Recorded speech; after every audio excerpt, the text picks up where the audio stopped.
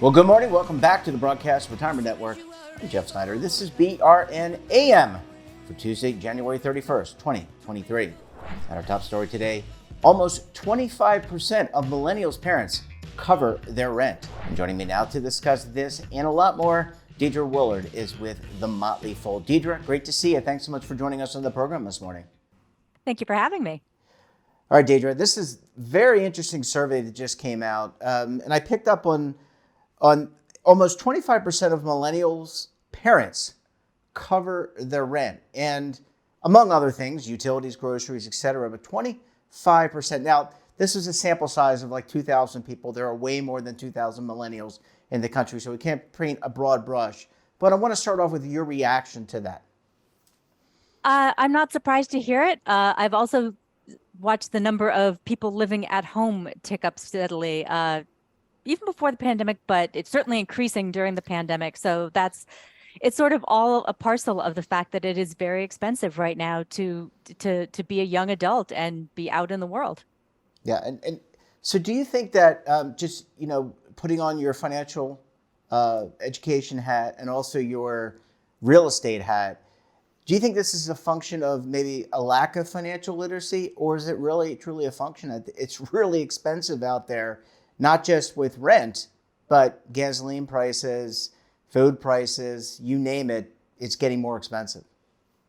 It's both, because wages are increasing and that's a good thing. But rent is still very high, although we are seeing some numbers that are showing that it's flattening. But there was a Morgan Stanley study that came out recently about the similar phenomenon and saying that younger people are actually spending more on luxury goods. And so they're living with their parents or they're getting subsidized in other ways so that they can have a more luxurious life. And that's not such a good thing because that doesn't really set them up for success.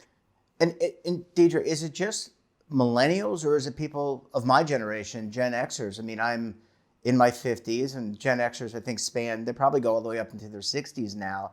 Are people of my generation living with their parents? Because if so, I'm going to make a plea right now for my mom to invite me back to her house. Well, yes and no, because we've got the growing caregiver issue, which I think is going to become bigger and bigger as our boomers age. Our boomers are not going to live forever, and that's a concern. I think that there's just a variety of factors here, but I don't think Gen Xers are still living with their parents for the most part. But the problem is that they are subsidizing more their kids in a way that maybe they weren't subsidized as kids. So every generation tends to do things in a way that their parents didn't. So Gen Xers, I don't know about you, but I learned that when you were 18, you were in college or you were working and you were out the door. Yep. But the Gen X parents that I know and am friends with, they're a little more like, oh, well, the kids can come back after college and maybe save for a house or things like that. So the Gen X parents are making it a little easy for kids to stay home. Yeah, and also keep in mind, Deidre, I want to get your perspective on this as well, is that when I came out of college, it was a pretty good market. I came out in 1995. This is before the tech bubble, but I didn't experience a downturn really until 2008, where the rest of us experienced a downturn. Is it also a matter of, hey, experience? It is partly that. Student loan debts play a huge, huge role here. And you're seeing just the milestones of life are being hit later. People are getting married later. They're having kids later. They're owning a house later. So everything's being pushed out a little bit. And that's part of what we're seeing as well. And you talk about the caregiving. A lot of us are caregivers or will be caregivers. We have an aging society. So you've talked earlier in the year and previously in 2022 about new communities. We really have to, are we kind of reverting back to, and I don't think it's a bad thing, by the way, where families live together, that you move in or you live with, we take care of our older parents. We take care of our grandparents. Is that kind of we're not as disparate as we once were? Maybe. I think that's still a small portion of what's happening. I'm excited by things like Lennar, the home builder. They've been experimenting with multi-generational models that have like separate entrances. It's interesting as a global shift, right? We've had post-war, you had everybody move out into the suburbs. You had the nuclear families. Now, now those people that did that are seeing the consequences of that shift as they turn 80 and need to be, maybe need more care. They don't live near their kids. They could encourage their kids to move away. So there's a lot happening there that I think we're going to see some interesting new models of housing and living together to try to cope with that. Last question, Deidre, before we go to commercial break. Rent, you hit on this at the beginning, but let's just talk about rents in major metropoli. Is that the right? I don't know. Metropolises, metropoli, whatever. Someone write in and tell me if I got that right. But in all seriousness, are rents going up? Are they going up in stratospheric numbers as they were before the pandemic, post-pandemic? It has been a roller coaster ride with rents. We're seeing now flattening, and flattening is a really good thing. So we're not seeing a lot of major declines, but we're seeing flattening in most major metros. And so that's giving people a chance to take a break. We're also looking at potential oversupply in some markets with large multifamily, but that's really at the higher end of rents and not in the middle where there's still a lack of supply. Yeah, I wonder if the kids are, when kids, that first job out of college, they move to New York City or Washington, D.C., and you have roommates, and you take a one-bedroom, you make it into a three-bedroom. I wonder if that's still the case, Deidre. Deidre, I need to take a very quick break. I can't get it out this morning. We come back, we'll talk about the top overvalued housing markets. You're going to want to stay tuned right here on BRN AM.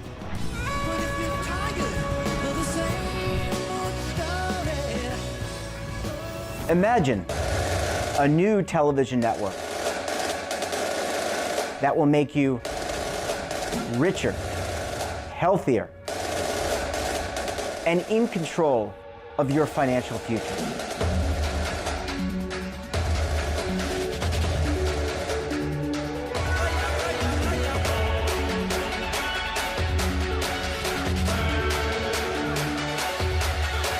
This network is for the policewoman in Nashville, Tennessee, the baker in Dubuque, Iowa, the teacher in Lexington, Kentucky. We want to make the idea of savings and retirement culturally relevant. But what do you see as a defining issue of the midterms, especially for the smaller businesses? I mean, they are the lifeblood of the American economy.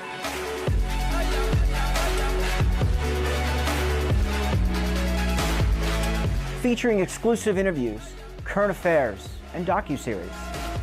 33 years old, you retired early. The philosophy is money only matters if it helps you live a life that you love. But you got to start thinking about retirement as soon as you get in.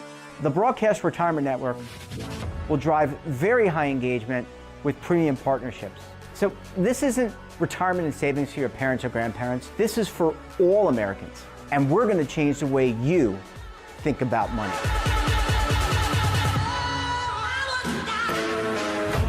Welcome to the next frontier of retirement and savings. This is BRN, the Broadcast Retirement Network.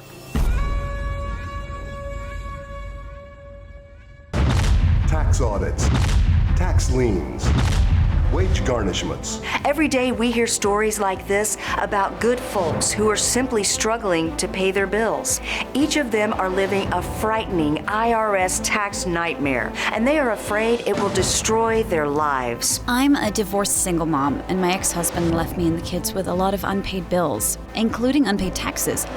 I was really starting to show my stress on my kids because the IRS had sent me a letter demanding a huge payment from me. I couldn't afford it. So then the IRS was threatening to garnish my wages. I'm already living paycheck to paycheck. That would have put me over the edge financially. It truly seemed hopeless, but then a friend at work told her to call the tax relief line. The people at the tax relief line, they told me about something called innocent spouse relief. They worked it out so that all of the taxes from my ex are not my problem. I don't know how that works, and I don't care. All I care about is that I don't owe the IRS a dime, and they are not going to take my paycheck. Even if it seems hopeless, you should call the number on your screen right now. There is absolutely no cost for the call or the consultation. You are under no obligation. If you are worried that the IRS could garnish your wages, seize your assets, even take your home, call us right now. The Tax Relief Line is here to help you. Now you have a knowledgeable, professional team of tax experts that are ready to negotiate with the IRS and fight for you to save you money. The Tax Relief Line's professionals have successfully negotiated thousands of cases, reducing and sometimes even eliminating the tax debt for their clients. It's very easy to get started. Simply call the number on your screen right now. You don't have to live in fear anymore. The call and the consultation are free. Deidre, thanks so much for staying with us this morning. Really appreciate you hanging around for segment number 2. My pleasure.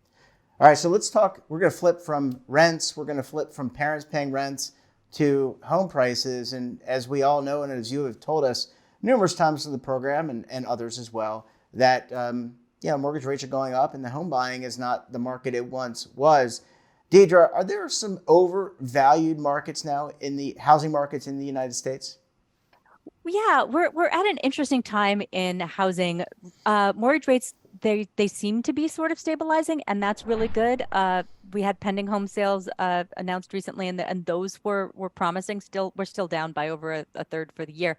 But yeah, the overvalued markets, a lot of the markets that people went to during the pandemic and really blew up are now some of those markets that are overvalued. Some of the research that you and I looked at was from Patrick Duffy at U.S. News and World Report.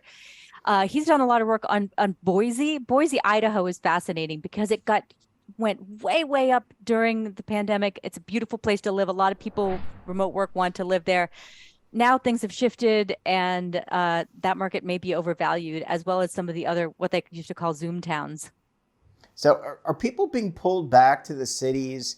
We have talked with you and others about the return to office, and it seems like the employers now have more leverage, at least from what I've been reading in the popular press. Does that draw people away from the Boise's? No longer can you have a Zoom meeting or a Zoom work remotely. Now they want you in the office. So is that pulling people back and changing the dynamics of what was a very interesting housing market? It might be. But office occupancy, it's still hovering around that 50% mark nationally. It's very different by market, though. Certainly some of the markets in the Midwest and in Texas, occupancy is much higher. In New York City, it tends to be a little bit lower. I think I don't know if it's the perception or not, because we've got these tech layoffs, right? And so there starts to be this perception of maybe my job's at risk. Maybe I need to be more in front of people. Maybe I should be in the office more so that my boss sees me if my boss is in the office, so that that fear and that fear of maybe if I lose my job and I'm remote, I might not be able to find another remote position. Whereas if I'm closer to a city, I've got more options. So I think some of that is driving what we might see with markets being overvalued. The other thing that was so interesting with the overvalued study is, of course, California. So many markets in California are overvalued right now, and I think that's a long-term concern. Is that a function of cost of living? I mean, it really is. California is beautiful. I mean, they have, how many sports teams do they have? They have a lot of sports teams. It's beautiful real estate. They look at the Pacific Ocean. I mean, it's not a bad place to live. Great climate. But does the cost of living, in fact, all the inflation that we're feeling here, you're in Florida right now, but you live in Alexandria, I live in Charlotte, North Carolina, we're all feeling this pain. So does that kind of create instability? Because people are like, I'm out of here. I can't pay the taxes. I can't pay for all these expenses. And that creates more instability in the housing market. I'm worried about that with California. I'm also worried about the cost of doing business in California. During the pandemic and after, we saw a lot of companies, especially from the Silicon Valley area, they're moving to Florida, they're moving to Texas, they're moving to states without income tax. So they're moving to Nevada. There's a lot of different migrations. So is it a good climate to do business in? I think that is a larger concern, because that's going to impact a lot of the home prices. So real quick, Deidre, what are some tips if you're out in this market, you're looking for, I know you're not a real estate agent, but I mean, you have a really good sense for what's going on. I mean, what do you have to be thinking about if you're a first time or a buyer looking at houses? Obviously, mortgage rates are one. What about contingencies? Are people still waiving contingencies? Hey, don't check the roof. Don't check the plumbing. I never advise that. Yeah, mortgage rates is fascinating right now. Really shop around because things are changing so fast. Talking to a friend of mine who's buying a house, the rates were changing daily. So it took her a little while to lock one in. So shop around very much for mortgage rates. It never, ever, ever waive the contingencies. Bidding wars are coming back a little bit in some markets, not all markets, but I think the buyer is still in a position of power for now because it's still those sellers do want to sell. Yeah, well, I think it's going to be interesting for some time to come. And I know the Fed is meeting pretty soon, so we're going to have to see what rates do and then what that means ultimately for mortgage rates. Deidre Woolard, great to see you. As always, thanks so much for joining us, and we look forward to having you back on the program again very soon. All right, thank you so much. And that wraps up this episode of BRN AM. Have a topic of interest, someone you think we should talk to, drop us a line. And don't forget, for all the latest curated news and lifestyle, wellness, finance, tech, so much more, and all in one place, check out today's edition of our daily newsletter, The Morning Pulse. Want to search our archives, check out our latest content? Well, visit our website and, of course, all of our streaming partners. We're back again tomorrow for another edition of BRN AM. Until then, I'm Jeff Snyder. Stay safe, keep on saving, and don't forget, roll with the changes.